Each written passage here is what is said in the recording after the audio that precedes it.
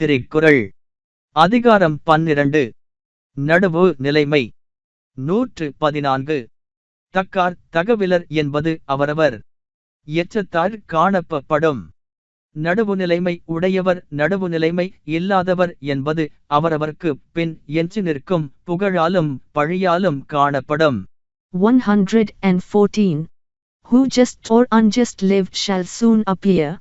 By each one's offspring shall the truth be clear.